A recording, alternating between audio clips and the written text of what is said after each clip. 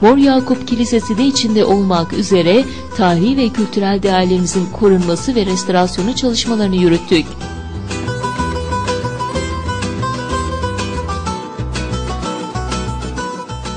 Bunları yaparken de halkımızın denetimine açık olmaya itina gösterdik ve tüm çalışmalarımızda halkımızın da görüş ve düşünceleriyle katılımını sağlamaya çalıştık.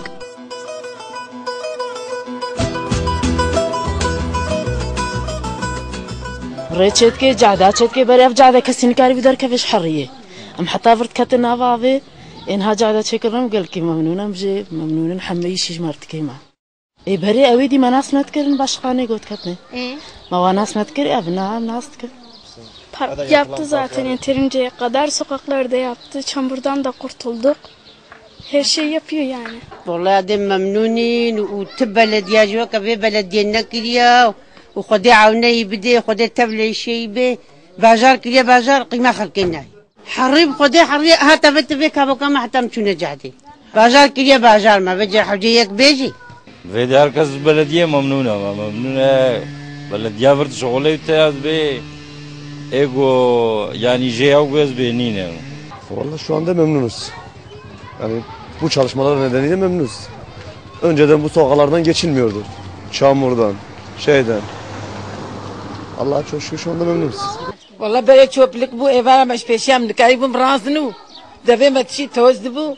Bajarıma temiz kiya. O khudece razı be. Başbakanı makanca vejetma. Amsa baynak. Neredeyse tümüyle yenilenen vizyonunun yanında kentimizin yönetimine yaraşır bir idari binasının da olması gerektiğini düşündük ve tüm yapılanlardan sonra Nusaybin'e yaraşır bir belediye hizmet binasının yapımına başladık. Tarihi ve kültürel değerlerin gün yüzüne çıkması için itinalı çalışmalar çerçevesinde Nusaybin'imizin vizyon projesi olarak Kültür Sarayı'nın yapımına başlandı. Bölgemizde mevcutlar içinde en büyük ve çok işlevli bu kültür merkezimizi kültürel değerlerimizin hizmetine sunmuş olmanın mutluluğunu yaşıyoruz. 1700 metrekare kapalı alan üzerinde kurulu 470 kişilik tiyatro salonu, 480 kişilik çok amaçlı salon, kafeterya, kütüphane, sergi fuaye salonu, muhtelif büyüklükteki 3 ayrı çalışma atölyesi salonları, 900 metrekare iç bahçe alanı, 4500 metrekare açık alanı ile 12.000 metrekare parkı bulunan Mittani Kültür Merkezi, ilçemize kültür sanat alanında büyük gelişmelerin yaşanmasının önünü açacaktır. Nusaybin halkına hizmet edecek bu kültür merkezine bunu yaşatacak ve geliştirecek gençlere emanet ediyoruz.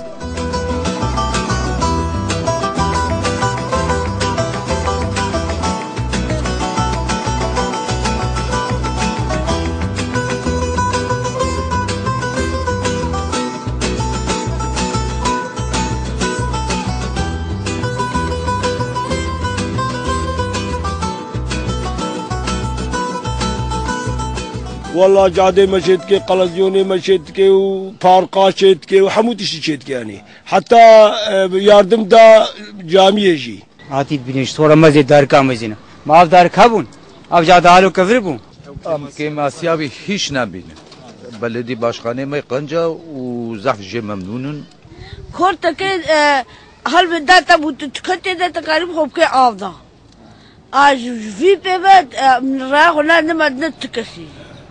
Alhamdülillah am telkad başın. Dicle ile Fırat nehirleri arasında geçmiş ile gelecek arasında köprü misali duran Nusaybin'i hak ettiği konuma kavuşturmak için halkımızla birlikte devraldığımız bu görevde gözle görülür işler başardık.